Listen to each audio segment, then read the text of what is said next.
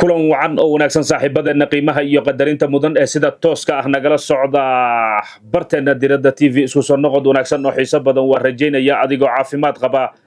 in aad mar kale halkan ku soo laabatay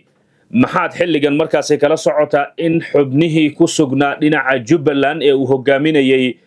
madaxweyne ku-xigeenka maamulka Jubbaland Maxamuud Sayid Aadan in ay markaasi ka baxsadeen deegaanka gaar ahaan dhinaca degmada Dolow ee gobolka Gedo qorshaha xoogan ee dowladda federaalka ee Soomaaliya gobolkaas ay xilligan markaasi ka leedahay la wareegista ciidamada xoogga dalka Soomaaliyeed ay la wareegeen dhinaca degmada loolanka culus ee u dhaxeeya madaxweyne Xasan Sheekh Maxamuud iyo waliba Axmed Madoobe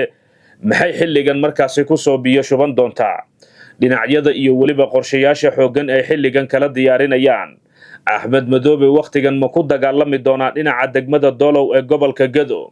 maxaase ka dhalan kara haddii uu markaasi ku dagaalamo dowladda federaalka ee Soomaaliya istaraatiijiyad intee in leeg ayay xilligan markaasi u diyaarisay deegaanadaasi xog muhiim ah ayaynu jecelnahay inaan halkan idinkula wadaagno balse marka kugu horeyso muuqaalka like garay muuqaalka share garay dad badan gaarsii soo dhawaada saaxiibadeeniyow waayahay xaaladda gobolka Gedo iyo loolanka siyaasadeed ayaa markan xilligan soo kordhay istaraatiijiyado iska soo horjeeda ayaa durbaba markaasi gobolka ka bilaabmay dowladda federaalka ee Soomaaliya waqtigan waxa ay waqti iyo juhdiba ku bixinaysaa sidii adeeganadaasi looga ciribtiri lahaa haraadiga Axmed Madoobe oo muddo badan deegaankaasi la degay sida ay mas'uuliyiinta dowladdu sheegeen ra'iisul wasaare Xamza Cabdi Barre iyo waliba xukuumaddiisa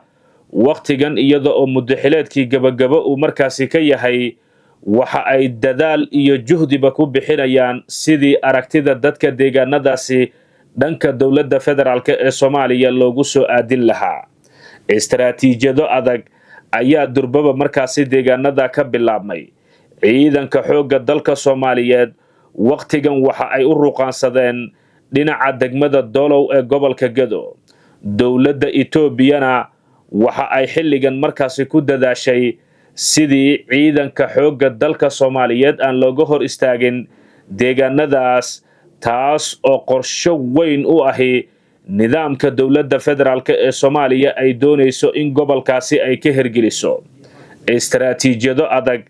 ayay dowladda federaalka ee Soomaaliya xilligan u diyaarisay howlgalka la wareegista dhinaca degmada Dolow ee gobolka Gedo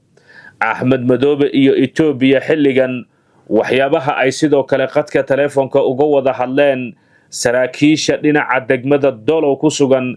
iyaduna xog culus ayaa ka soo baxaysa kadib markii saraakiishu ay ku wargeliyeen in aysan hor istaagi karin hujuumka ciidanka xoogga dalka Soomaaliyeed ee ku soo wajahan dhinaca degmada Dolow ee gobolka Gedo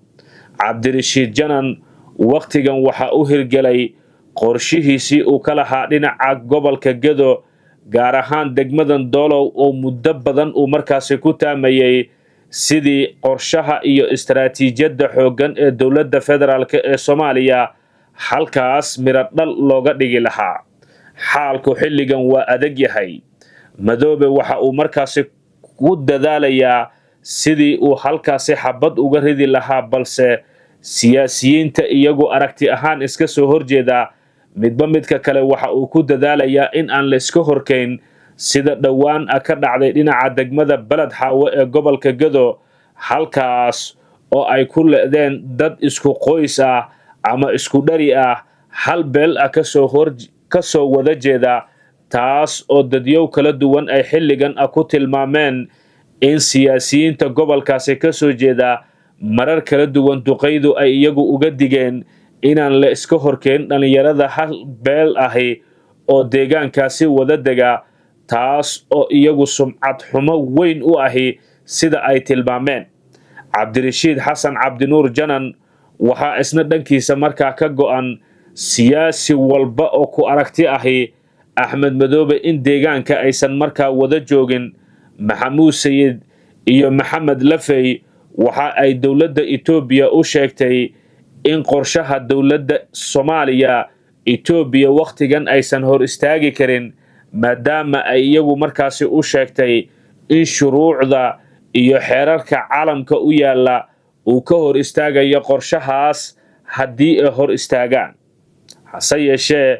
axmed madoobe ayaa xilligan wakhtiga uu aad ugu culus yahay sida ay dhinacyo kala duwan oo isaga ka agdhow ay xaqiijiyeen,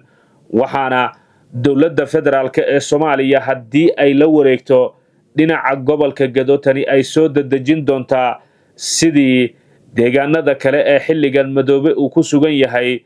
dowladdu in mar kale dhiig cusub ay ku shubto qorshaheedii Kismaayo iyo weliba sidii gacanta loogu dhigi lahaa sida xogta markaasi ay tilmaamayso. xaalku waa adag yahay, istaraatiijiyado adag ayaa wakhtigan markaasi la diyaariyey, dowladduna waxaa markaasi ka go'an nidaamka doorasho qof iyo codka ee madaxweyne xasan sheekh uu ku adkaysanayo sidii looga hergelin lahaa halkaasi.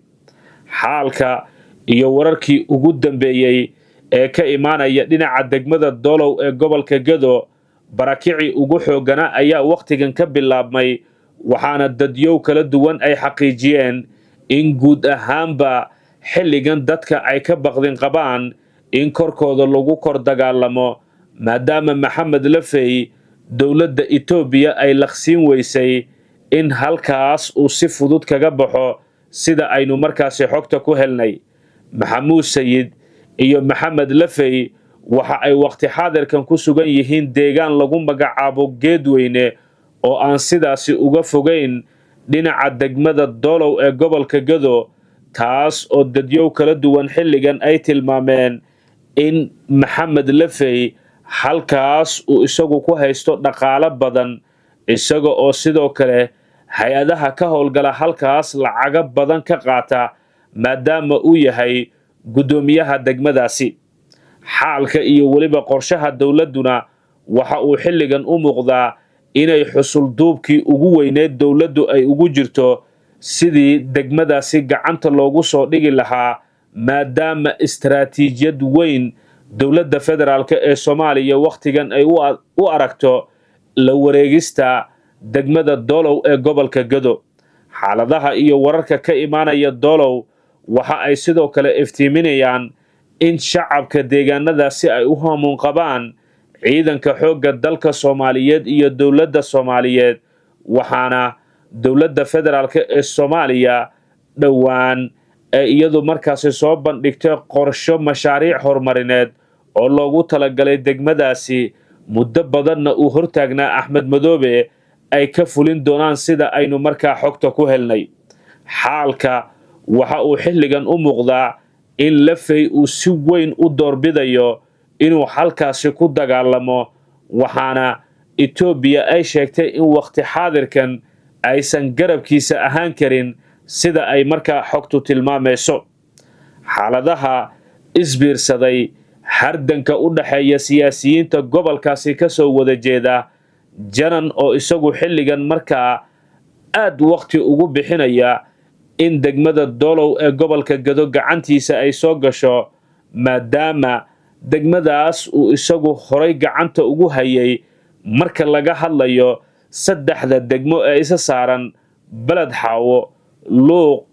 Doolow, isaga oo wasiirka amniga ee Jubbaland ayuu degmooyinkaasi gacanta ku hayay, waxaana nidaamka xilligaasi uu ka tirsanaa janan inta badan uu kula gorgortami jiray degmooyinkan oo isagu u xoraysnaa, ciidamo isaga ka amar qaatana ay ku sugnaayeen, balse xilligii uu markaa isu dhiibay madaxweynihii hore ee dalka Maxamed Cabdulaahi Farmaajo ayay ciidankii ka kala firxadeen, balse abaabul dheer oo wakhtigan uu qayb ka yahay nidaamka Madoobe talada iyo xukunka looga tuurayo ayuu mar kale abaabulay, isaga oo muddo badan ku sugnaa dhinaca degmada Balad Xaawo ee gobolka Gedo, halkaas oo marar kala duwan Jubbaland ay weerar ku qaaday, janan uu cashar xooggan ugu dhigay, balse waqti xaadirkan waxa uu markaasi doonayaa in mar kale ay gacantiisa soo galaan degmooyinka la isku yiraahdo Daawo, iyada oo qorshaha ugu xooggan ee dowladda federaalk ee Soomaaliya waqti xaadirkanna uu yahay in janan uu noqdo qofka kaliya ay dowladdu u aragto inuu soo afjari karo nidaamka wakhtiga dheer ka talinaya Kismaayo ee Axmed Madoobe, taas oo dadyow kala duwan ay ku tilmaameen in qorshaha ugu xoogan ee wakhtigan dowladda federaalka ee Soomaaliya ay u aragto haddii ay ku guulaysato qorshaheeda gobolka Gado inay u gudbi karto magaalooyinka kale sida Kismaayo iyo Bu'aale oo xarun u ahi maamulka Jubbaland, balse ay in muddo ah ka talinayaan kooxda shabaab. waxaana mararkii ugu dambeeyay dowladda federaalka ee Soomaaliya waqtiyo kala duwan ay gelisay sidii Axmed Madoobe looga adkaan lahaa, waxaana mar kale dhiig cusub ay dowladda Soomaaliya heshay kadib markii qorshaheedii dhinaca koonfur galbeed Soomaaliya xukunka tuurista lafta gareen ay u sahlanaatay, balse waqtigan ay u adagto in istaraatiijiyad kaliya ay u baahan tahay in Axmed Madoobe xukunka laga tuuro sida ay qorshuhu markaasi dowladda xubno ka agdhow ay tilmaameen. muuqaalka noo like garay, muuqaalka noo share garay, dad badan gaarsii, sidoo kalena barteena Diradda TV waa inaad markaasi ku soo biirtaan. tan iyo kulan dambe waxaan idin leenahay nabadgelyo.